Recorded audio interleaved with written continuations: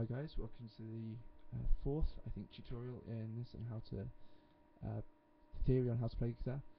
And in this tutorial we're going to go through a chord structure and how a chord is made. In this case, the major chord and the minor chord and how those chords are made. So we're going to look at to start with the C major chord, which I imagine you all know is that. And so the first note is a C. That's called the root note. And if you've watched all my other tutorials, like the C major chord, I said it's not wrong to include the E string, but it does give it a funny sound. So I always mute it with my thumb, because when you're playing a C major chord, you want the C to be the root, and when I say the root, it's the bottom note of the chord. The next note you've got is an E, which is a major third.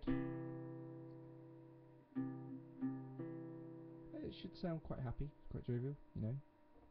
Walking down the street, nothing's going wrong, minding your own business, maybe saying hello to a stranger. Then we've got the G, which is the fifth, and when you play those three notes together, you've got a major triad.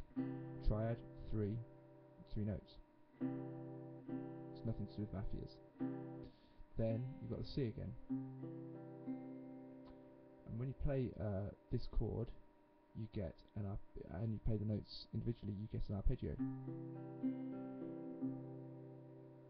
Now, if you can mute the top E string if you want, but you know, you can keep it there.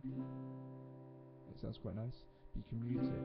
You get a slightly different sound. It's slightly more. I think it sounds slightly more pure because you've only got one of each note. There's no, I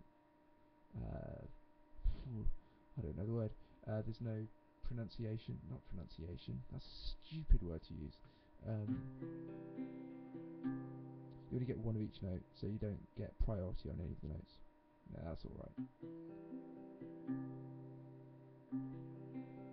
There you go, that's the C major chord and how it's made. And like I said, should sound quite happy. Then you get the minor equivalent, which if you're playing like this, it's an absolute pig to play, so I'm not going to try. I'll play the notes separately. All you do is, if you watch the last tutorial, you flatten the third and the sixth of each note, note in each scale.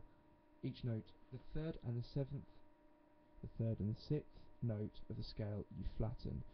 And well, in the last tutorial I said the seventh as well, but we don't play the seventh, so we can ignore that. And in fact, we can ignore the sixth as well. We don't play that either.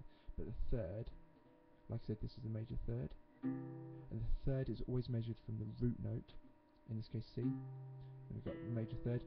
The major third we need to flatten to the E flat.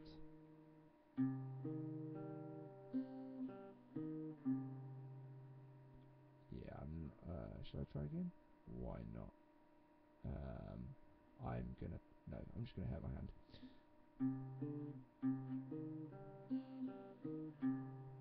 And that's the C minor arpeggio. And all those notes will appear in a C minor scale. I've got to start getting things right. All of those notes will appear in a C minor scale. It'll be the first, the third, the fifth, and the octave, or the last note. I think I've covered everything I wanted to cover in this tutorial. If you've got any questions, leave a comment. Feel free to open up a discussion with other users or whatever. But yeah, if you've got any other questions, I'll be very happy to answer them. I hope that's all clear. If it isn't, then like I said, leave a comment. But hopefully it is, and in which case I'll see you in the next tutorial. Don't forget to subscribe, and thanks very much for watching.